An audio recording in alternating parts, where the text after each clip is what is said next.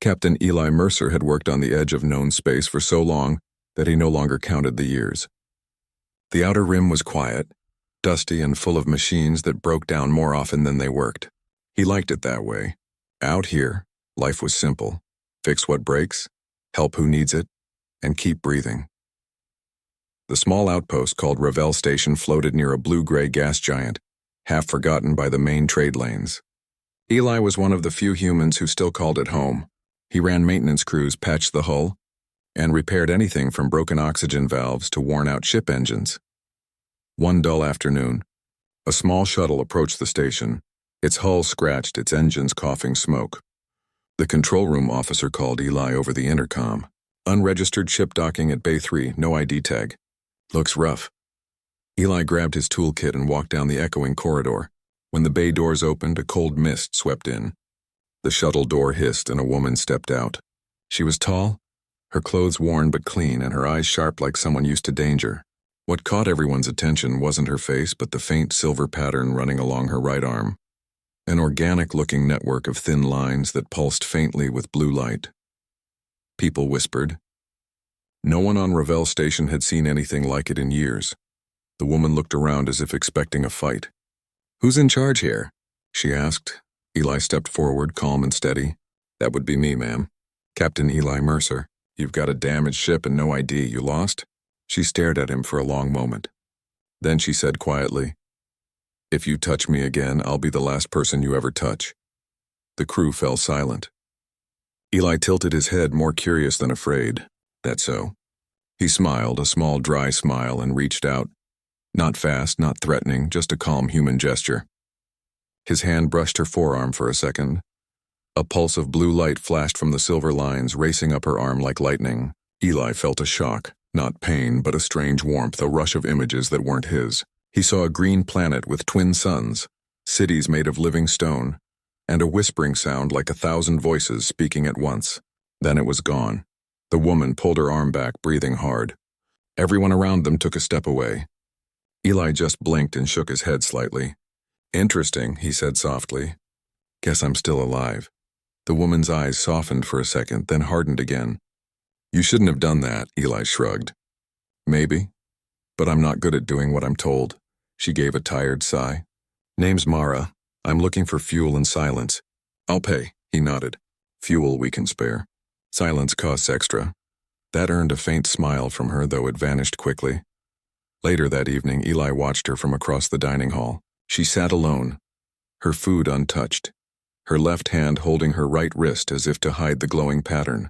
No one dared sit near her. Finally, Eli brought his tray over. "Mind if I sit?" She didn't look up. "You can do what you want, Captain. Just don't touch me again," he said anyway. "So that arm of yours, military tech?" She gave him a cold glance. "Not exactly. It's not human tech at all." That caught his interest. "Alien graft?" She nodded slowly. "It keeps me alive. It also keeps me hunted." Eli leaned back. "Hunted by who?" "The people who built it," she said quietly, "and the ones who want to study it." Her voice held something between fear and exhaustion. She had been running for a long time. Before Eli could ask more, a station alert sounded. The intercom crackled. "Emergency distress call detected. Source nearby refugee barge. Navigation systems failing." Eli stood immediately. "That's close. We can help." Mara looked up. "You shouldn't go." He glanced back at her. "Someone's in trouble. That's what we do out here." Mara hesitated, then followed him toward the hangar. "You don't understand. The signal, it's not a distress call. It's a scan. It looks for things like this." She held up her glowing arm. Eli frowned. "Then maybe you'd better come with me. If it's hunting, we'll need to know what it wants." She looked ready to argue, but saw his calm confidence and stopped. "Fine," she said. "But don't blame me if it gets you killed." The shuttle they took was small but tough. As they flew toward the drifting barge, the stars seemed unusually bright. The barge's engines were dead, its lights flickering. It looked like a ghost ship. Inside, everything was silent. Bodies of abandoned machines floated in zero gravity, and a low hum filled the air. Eli checked his scanner. No life signs. But there's a signal coming from the core. Mara's graft flickered again. "It's talking to me," she whispered. "No, listening." They reached the control room. A glowing sphere hovered over the main console, emitting a pulse every few seconds. Each pulse made the silver lines on her arm react. Eli stepped closer. "What is it?" "It's a probe," she said softly. "Old, maybe older than this station. It studies living minds, merges with them, copies them." Eli frowned. "That sounds bad," she nodded. "It is. Once it connects, it consumes everything. Thoughts, memories, emotions, and turns them into code. I escaped from one like it years ago. That's where I got this." Eli understood now. "And if someone touches you..." "The graph thinks it's under attack," she said. "It protects me. It can kill without meaning to." He looked at her arm again. "But when I touched you before, it didn't attack." She hesitated. "It didn't know what to do. Maybe it recognized something in you. Calm. Balance." Eli chuckled softly. "Guess it likes me." Mara almost smiled. "Don't count on it." They tried to shut down the probe using the barge's old controls, but it resisted. Every command they entered was mirrored and undone instantly. "It's learning," she said. "Every command teaches it something new." Eli thought for a moment, then reached for his toolkit. "Let's see how it handles something old-fashioned." He pried open a side panel and started pulling out circuits. "Sometimes the best way to fix a system is to hit it with a wrench." She watched, confused, as he bypassed the entire computer core with a set of manual switches and copper wires. "Humans," he said with a grin, "are really good at breaking things no one expects them to." The moment he closed the final circuit, the probe's light dimmed. The hum faltered. Mara's graph dimmed too, no longer glowing. "You stopped it." "Not stopped," Eli said, wiping sweat from his brow. "Confused it. It doesn't understand messy solutions. Too human." She looked at him strangely, as if seeing him for the first time. "You don't scare easily, do you?" He smiled. "Fear's useful, but it doesn't fix engines." They began towing the barge back toward Ravel Station. But halfway home, the shuttle lights flickered. Mara checked the sensors. "The probe is still active. It's scanning us from orbit." Eli frowned. "It learned enough to track you?" She nodded slowly. "It knows the graft is here. It knows your touch woke something inside it." A voice crackled through the comms. A voice with no tone, no accent, just pure precision. "Human vessel detected. Biological pattern anomaly. Identify species holding the key." Eli and Mara exchanged a silent look. "The key?" Eli muttered. Mara whispered, "It means me. And maybe you." "That contact linked us somehow." The voice spoke again, louder. "Answer or we will extract." Eli's hand moved to the manual controls. "Looks like talking's not working." Mara's graft glowed bright again, reacting to the signal. "It's trying to connect. If it succeeds, it'll copy both of us." Eli's mind raced. He remembered the moment he had touched her.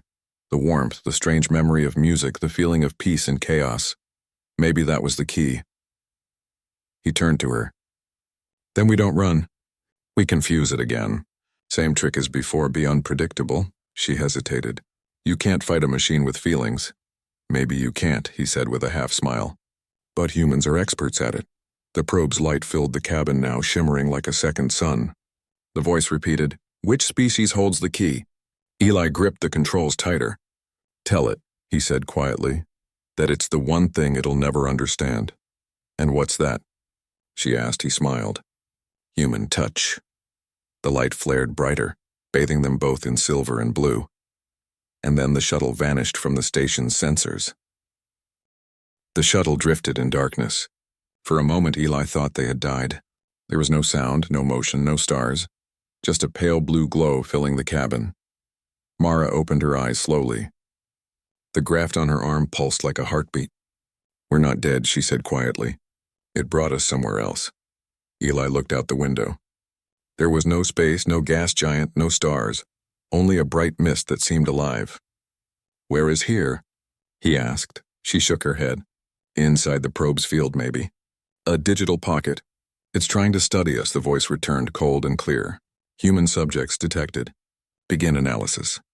Lines of light appeared around them, scanning their faces. Eli kept his voice calm. "You don't need to do this. We can talk." The probe didn't answer. It sent another wave of light, and the graft on Mara's arm reacted sharply. She gasped and fell to her knees. Eli knelt beside her, steadying her shoulders without thinking. The moment he touched her, the light around them flickered and dimmed. The voice changed tone. Curious now. "Anomalous interaction. Explain emotional variance, Mara gritted her teeth. It's measuring feelings. It doesn't understand why your touch changes the data. Eli frowned. So that's what it wants, the reason machines can't predict us. She nodded weakly. It learns by copying, not feeling. That's its weakness, Eli looked around. Then maybe it's time to teach it something new. They stood together as the mist shifted. A flat floor formed beneath them, metal and light woven together. Towers of glass rose around them, filled with floating shapes that looked like frozen memories. Each tower showed scenes, alien cities, extinct worlds, and strange faces blinking like echoes. This is its mind, Mara said. A museum of everything it's copied. Eli stepped closer to one of the towers. Inside, he saw something shocking. A small group of humans, early settlers in rough suits, standing beside alien beings made of vines and crystal. The humans were singing. The aliens listened. The light around them pulsed with rhythm. What is this? He asked. Mara watched the image. That's where it started.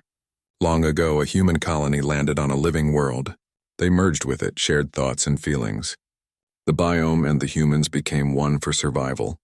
That's where the grafts came from. Eli stared at her. You mean you carry a piece of that world inside you? Yes, she whispered. It remembers music, stories, everything humans taught it. But when the probe found that world, it tried to take it apart, to study it. The grafts resisted, so it destroyed them. I'm one of the few who escaped. Eli clenched his jaw. So that's why it's hunting you. It wants what it couldn't understand, the voice echoed again. Emotion detected. Source male human.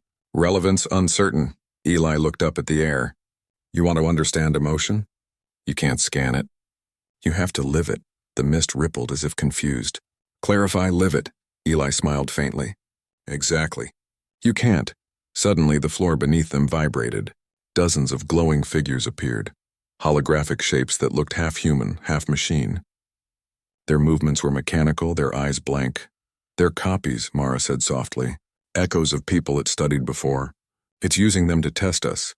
The figures surrounded them silently. Eli raised his hands. We're not here to fight, the probe's voice returned. Resistance predicted. Outcome. Neutralization. The holograms advanced. Mara's graft flared bright blue.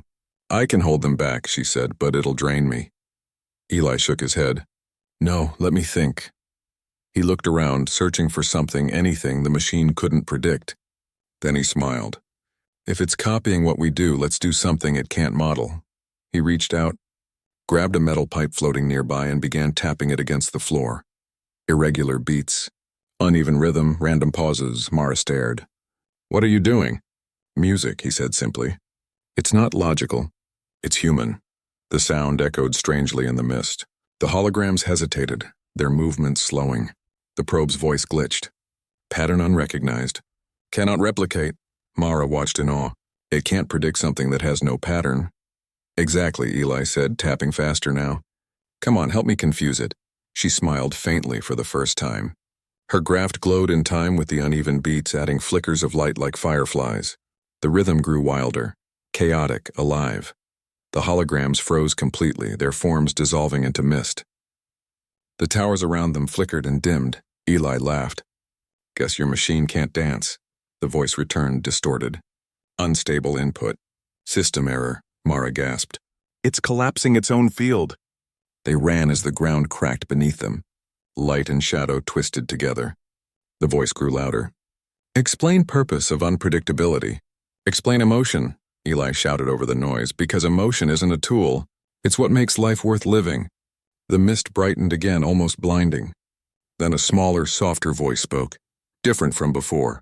I remember this sound. Mara froze. That voice. That's the graft.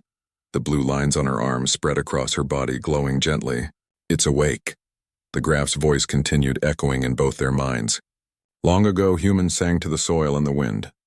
We learned to grow with them. The probe took our memories, but not our hearts. Eli stared. You can speak? Because you touched us, the graft said. You reminded us of connection. The probe's original voice hissed, furious. Unauthorized process. Terminate hybrid consciousness. The light around them became a storm. Mara cried out as the graft's glow intensified. Eli grabbed her shoulders. Stay with me, the graft's voice whispered. He must link with me or we'll both vanish. Mara looked up, fear and trust mixed in her eyes. Eli, if you touch me now, there's no turning back. He smiled the same calm smile as before. Then let's make it count. He placed his hand gently on her glowing arm. For a heartbeat, everything stopped. The storm froze. Time itself seemed to pause. Then a wave of color burst outward. Gold, blue, and green swirling like a sunrise. Eli felt warmth, peace, and 1,000 memories flooding through him. He saw human settlers planting seeds on alien soil. He saw the first child born between two worlds. He felt laughter, fear, and love, all the tiny, unpredictable pieces that machines could never copy. Mara's voice echoed beside him. They're learning, Eli. You're teaching them what it means to be alive. The probe's systems flickered. Data corruption. Logic failure. Unable to model human interaction. Eli whispered, You don't need to model it. Just accept it. The graph's voice spoke one last time. Balance restored. Merging complete. The light faded. When Eli opened his eyes, he was back on the shuttle. Stars glittered outside once more. Mara sat beside him, breathing slowly. Her graph no longer glowed. It looked like faint silver scars now, quiet and calm. What happened? He asked. She smiled softly. You did. You confused it so much it couldn't finish the scan. It decided to watch instead of destroy. He laughed tiredly. So we won? In a way, she said. You didn't fight it, you taught it. That's something no other species ever tried. The comm screen flickered once. The probe's voice spoke again, but now it sounded almost gentle. Observation concluded. Humanity unpredictable. Further interference? Unnecessary. Then it vanished into the dark, leaving them alone in space. Hours later, back at Ravel Station, everyone gathered in the hangar to meet them. The news spread fast. A probe that had scanned entire star systems simply left after meeting two humans. The engineers and miners looked at Eli with disbelief. You beat it? One asked. Eli shook his head. Not beat. Just showed it something it didn't understand. What was that? He smiled. Human touch. Mara stood beside him, quiet but with a faint spark of peace in her eyes. For the first time in years, the silver lines on her arm stayed dim. She said softly, You changed it, Eli. And maybe you changed me too. He nodded. Maybe we both needed to remember what being human really means. Outside the window, the gas giant shone like a slow sunrise. Ravel Station hummed back to life. Engines, laughter, and the small, imperfect sounds of human living. The message of their strange victory spread far beyond the outpost. On distant worlds, people whispered of the day a human smile and a single act of trust turned back a perfect machine. Weeks later, Mara prepared to leave. Her shuttle was repaired, her heart lighter. Eli met her at the dock, heading somewhere special? He asked. She nodded. Back to the world that started it all. The Graft wants to return home. Maybe I'll find what's left of the old colonies. He offered his hand. If you ever need help fixing something, you know where to find me. She looked at his hand for a moment, then took it firmly. No sparks, no glow, just warmth. The corners of her lips lifted. Guess it's safe to touch me now, Eli smiled. Wouldn't have it any other way. Her shuttle door closed and she lifted off, leaving a trail of blue light behind. Eli watched until the stars swallowed her ship. Then he turned back to work, a quiet grin on his face. Somewhere out there, the probe still drifted, silent but changed, listening to the strange new rhythm of human life. And if it ever returned, it would remember the lesson that saved it from its own emptiness. Humans were not perfect, but they were alive, messy, unpredictable, full of feeling, and no machine in the universe could ever copy that.